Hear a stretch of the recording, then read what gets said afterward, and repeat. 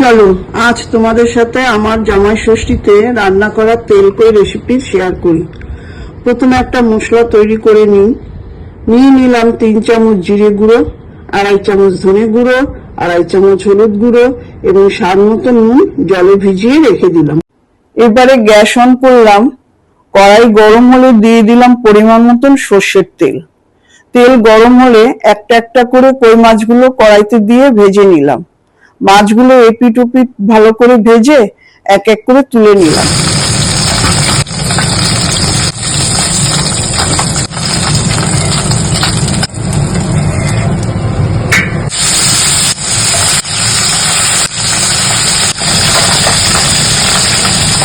কড়াইতে যে তেল ছিল সেই তেলেই দিয়ে দিলাম আগের থেকে বানিয়ে রাখা মশলাটা।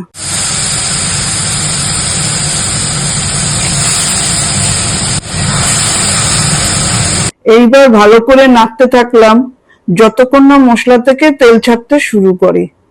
এই সময় অ্যাড করে দিলাম একটা তেজপাতা। আবার ভালো করে একটু নেড়ে দিলাম।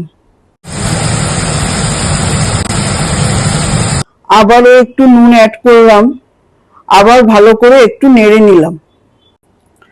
দেখো এবার মশলা থেকে তেল ছাড়তে শুরু করেছে। এবার আমি এখানে অ্যাড করলাম 1.5 চামচ সর্ষে বাটা। নেড়ে চেড়ে ভালো করে মশলার সাথে মিশিয়ে নিলাম। দেখো মশলার রংটা কি সুন্দর এসেছে। মশলা থেকে আবারও তেল বেরিয়ে এসেছে। এখন অ্যাড করলাম কিছুটা পরিমাণ মতো জল, তবে খুব বেশি জল দিও না কিন্তু। এবারে ভালো করে নেড়ে নিলাম।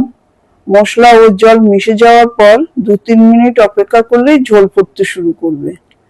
এতক্ষণ গ্যাস মিডিয়াম টু লো রাখলেও ঝোল ফোটার সময় গ্যাসটা বাড়িয়ে দিতে পারো।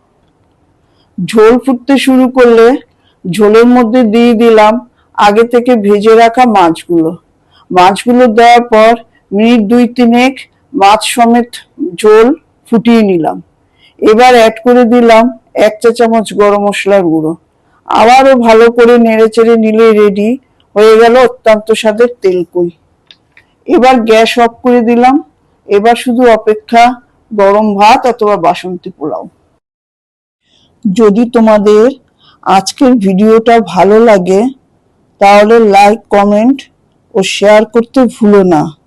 রান্নাটা অবশ্যই বাড়িতে একবার ট্রাই করো। কথা দিচ্ছি খেয়ে সবার খুব ভালো লাগবে। সবাই খুব ভালো থেকো, সুস্থ থেকো। পরের ভিডিও নিয়ে আসছি খুব তাড়াতাড়ি।